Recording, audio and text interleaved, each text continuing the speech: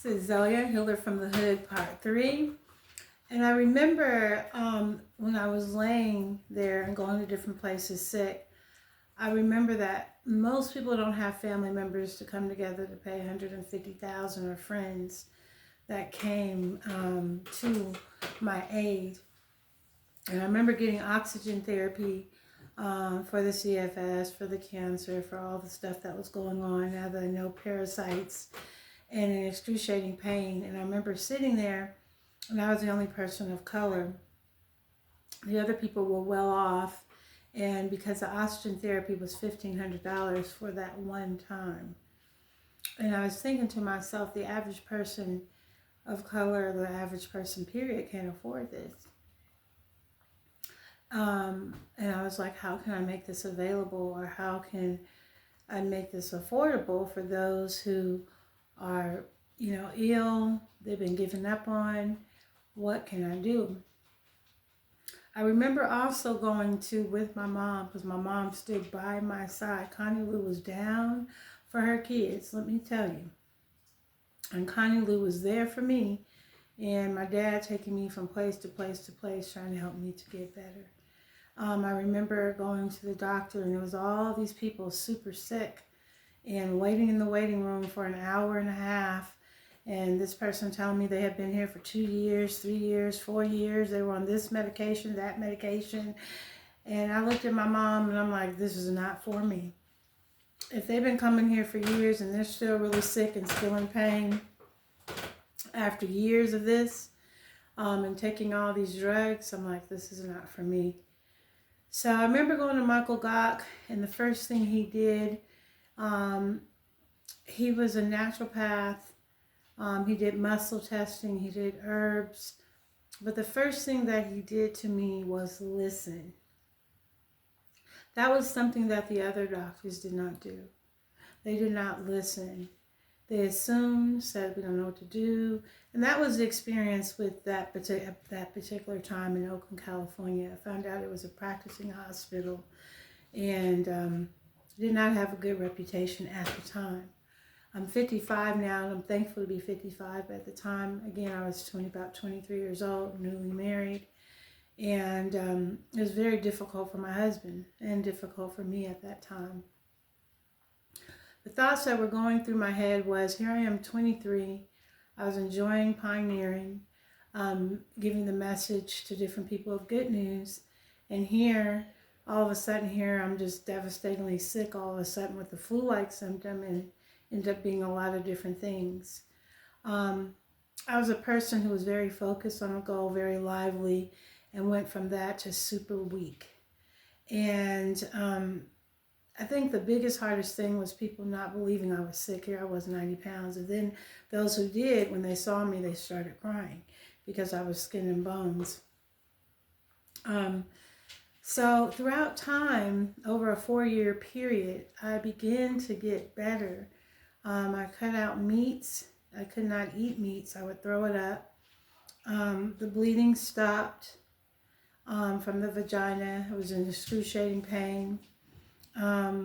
Gradually over time, it was a slow process, but I started taking chlorophyll, making my own chlorophyll with parsley, cilantro, wheatgrass, taking that hot lemon water in the morning, fasting. My body was forcing to fast. It wasn't something I was trying to do at the time. I didn't know much about, but I was fasting on my own. Then I eventually read the book, The Miracle of Fasting. I learned iridology. I listened to tapes like The Blind Man Told Me to do on Chinese medicine, herbal medicine. I listened to tapes on healing the immune system, healing the gut. I mean, everything. And then eventually what ended up happening after 4 years of me starting to finally heal, and it took some time, I literally started going to the Acupressure Institute. Now, before I go on to that, there's a dog, a DOG, that mysteriously came, and he was like this big, and we were staying in an apartment off of High Street in Oakland, California, And I was bedridden, and this dog came out of nowhere, and I named him Brutus, and he laid all over where my pain was at. He just laid down. That dog stayed with me 4 years, and when I got better, he mysteriously left. I don't know what happened to that dog. I have to say his name was Brutus, but we named him. I'll never forget that. He was like a little miniature hot dog. And he kept me comfort in a time where things were really bad. I remember one day I was having a seizure, because I had seizures often from being in pain like that.